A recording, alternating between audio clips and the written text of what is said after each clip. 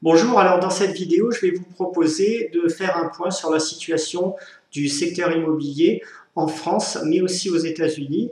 Et comme vous le verrez en fin de vidéo, on peut aussi en retirer des enseignements particulièrement intéressants sur les tendances de moyen terme sur les marchés actions. Donc je vais commencer avec vous par le marché français, avec la situation des prix, le dynamisme des ventes, les stocks présents et les promoteurs immobiliers ensuite. Donc si on se rapporte au point mensuel de Jacques Frigide, qui est une excellente synthèse du marché, tout ce qu'on peut dire, c'est que les prix sont extrêmement élevés, mais ça, bon, c'est pas un élément nouveau, ça dure depuis 10 ans. Vous voyez ici donc la courbe noire, l'indice des prix des logements anciens par rapport au normal historique. On est, on va dire, surévalué de 60 à 70% par rapport à la moyenne. On reste aujourd'hui toujours avec la courbe noire parmi les marchés immobiliers les plus chers du monde. Ici, vous avez une comparaison de la France en noir avec les autres pays, le Royaume-Uni en rouge, l'Espagne ici en vert bronze et d'autres pays clés, les États-Unis notamment, les Pays-Bas et l'Allemagne ici tout en bas. Et si la surévaluation est déjà très importante à l'échelle nationale, on peut dire qu'elle est complètement délirante sur le secteur de Paris, avec là une bulle impressionnante. On est à des prix sur Paris en ce moment à 9 ou 10 000 euros le mètre carré. Et en face, on a des loyers qui tournent entre, on va dire, entre 22 et 30 euros le mètre carré. C'est-à-dire qu'on a des rendements bruts complètement ridicules, de l'ordre de 2,5%. Si vous déduisez à ces rendements les charges locatives et la fiscalité, vous êtes largement en dessous de 2%. Donc il est clair que dans une optique long terme, acheter aujourd'hui un logement à Paris, pour moi c'est un des sommets d'absurdité qu'on puisse faire en matière de choix d'investissement, donc à longue échéance, surtout dans le contexte actuel. Alors maintenant, on va s'intéresser aux évolutions de moyen terme, c'est-à-dire sur une échelle de temps de quelques trimestres. Et ce qu'on voit, là vous avez ici un graphique donc du nombre de ventes, donc de nombre de ventes taxées. Et ce qu'on peut dire ici, c'est que depuis le sommet qui a eu lieu ici vers l'été 2017, la tendance est en train de se retourner clairement à la baisse. On était sur un rythme de croissance en milieu d'année 2017 de 15% par an. Et actuellement, on est passé en dessous de la barre du 0%, donc on est plutôt en recul au niveau du nombre de ventes. Toujours dans le rapport de Jacques Frigide, ici, vous voyez que le montant des ventes immobilières en pourcentage du PIB, ici on est revenu à un sommet qui est exactement équivalent à celui des deux points hauts précédents, c'est-à-dire 2000, les bulles de 2000 et 2007. C'est-à-dire les bulles d'avant 2007 et du début des années 2010. Donc là aussi, on a quand même de bonnes chances de voir le cycle se retourner. Alors ce scénario du retournement de cycle sur l'immobilier en France à moyen terme, il est confirmé par deux autres éléments, en dehors donc des données de Jacques Frigide. Ici, vous voyez que donc les ventes de logements neufs ont chuté de 17,5% au troisième trimestre, avec notamment des promoteurs qui ont pas mal réduit leur offre commerciale face à un ralentissement du marché. Donc c'est un des plus mauvais trimestres depuis plusieurs années à ce niveau-là. Et le deuxième élément, c'est le cours en bourse des promoteurs immobiliers. Depuis un an, vous allez voir donc ce qui se passe. Donc on va commencer par Nexity. Vous voyez, on était encore pendant l'été 2018 à 56, on est tombé actuellement à 43, donc on a déjà une baisse significative de l'ordre d'une vingtaine de pourcents. Et sur les autres promoteurs, c'est beaucoup plus marqué encore. Donc là, on a les nouveaux constructeurs. Vous voyez, on passe de 56 à moins de 40. On était à 37 donc il y a sur les dernières séances. Donc une baisse qui cette fois est voisine de 40%. Là, on a Maison France Confort. On passe de 65 à un petit peu plus de 32, donc le cours a été divisé par deux, donc l'action a quand même là aussi beaucoup baissé.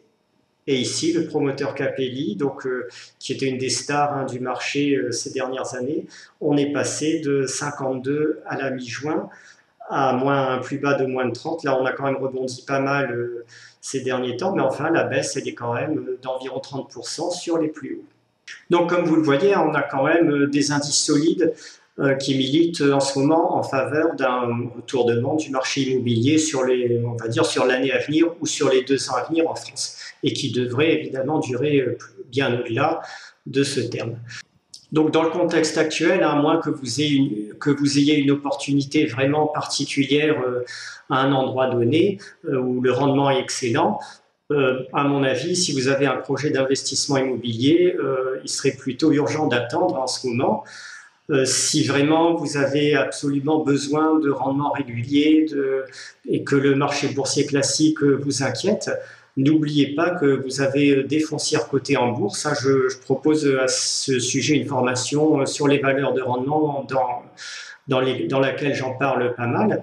Donc ces foncières cotées, elles ont un gros avantage, c'est de vous permettre de vendre comme quand vous voulez, si les conditions, si la dégradation se confirme. Donc elles sont liquides.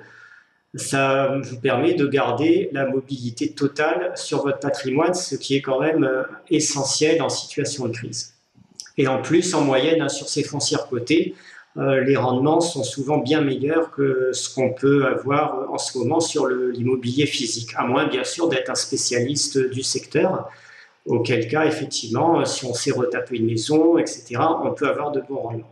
Alors maintenant, je vais en venir à la deuxième partie de cette vidéo, c'est-à-dire les conséquences sur les marchés boursiers.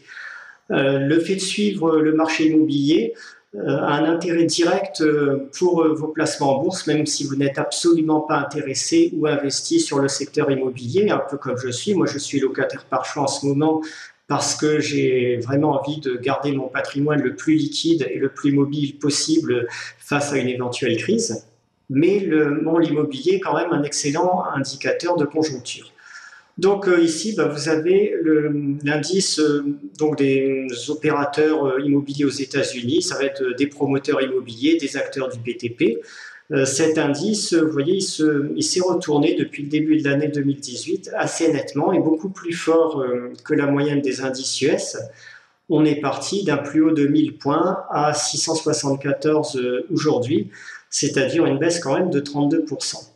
On n'avait pas observé de retournement de cette ampleur depuis le petit marché baissier de 2010, 2011, 2012. Donc ça commence quand même à être un mouvement très significatif et un signal de retournement potentiel de conjoncture assez clair. Si on poursuit ici par l'activité de vente de logements neufs et par l'état des stocks, donc je vous propose ici un premier graphique qui est le nombre de mois de stock de logements à vendre aux États-Unis. Et vous voyez que ce stock, il a tendance à flamber juste avant le déclenchement de récession et de marché baissier. Ça a été le cas sur quasiment toutes les récessions en dehors de 2000. Et en ce moment, on observe quand même une hausse assez nette des stocks depuis environ 2-3 mois. Ça s'est bien aggravé sur le dernier mois, donc le mois d'octobre. Les chiffres viennent d'être publiés ici. Et on arrive à un niveau de plus de 7 mois de stock. Et ce niveau était souvent, pour les récessions précédentes, un signal d'alerte. Au niveau maintenant du nombre de ventes de logements à usage familial, pour une famille, donc des logements individuels, là aussi, on observe un retournement depuis à peu près, on va dire le début de l'année 2018.